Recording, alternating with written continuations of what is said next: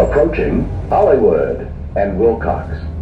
I'm Sean Ramirez-Matzus, and this is called Horror Minute. Today's film is not the most obscure offering, but it is one of my favorites. Let's Scare Jessica to Death from 1971. This, to me, along with Messiah of Evil, is the best the period has to offer. Stephen Thrower in Nightmare USA calls it one of the most mesmerizing and haunting American horror films of the 70s, and it's deserved. It's a hybrid of urban meets rural, psychological horror, and classic folk vampire lore. Jessica meets a mysterious squatter named Emily when she and her husband move to a secluded lakeside house. What follows is paranoia and gaslighting, with slowly building supernatural menace. Standout elements are a unique use of landscape shots, unsettling sound design, and fantastic electroacoustic score. You also get a great performance by Zora Lampert in the title role. It's the kind of horror that answers both, is this real, and is this in her head, with a yes. And it'll make a home in your head if you let it. It really deserves a lot more attention than it gets. And that's my minute.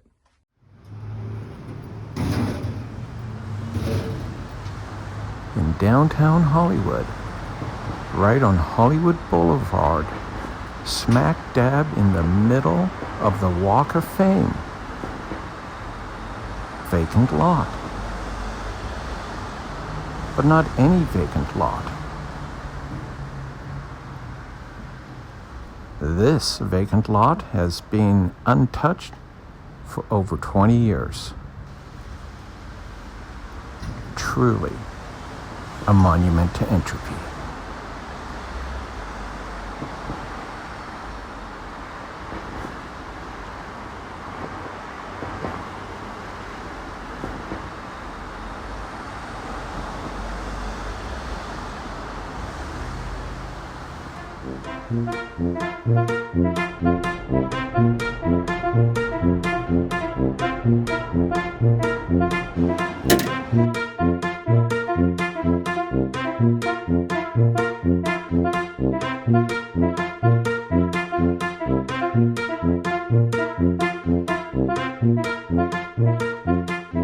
Hello, my name is Jessica King. Hi, I like to make dolls.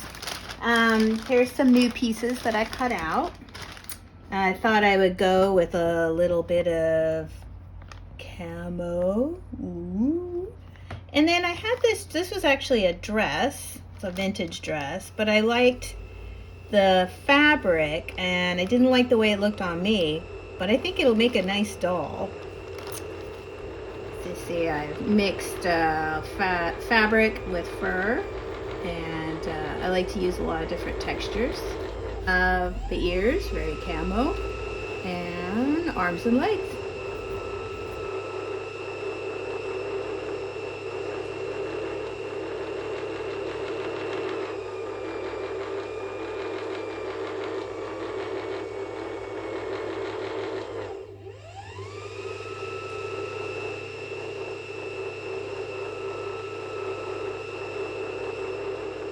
Hello, this is Colin Upton with Today's Tea. Today's tea is actually a favorite of mine.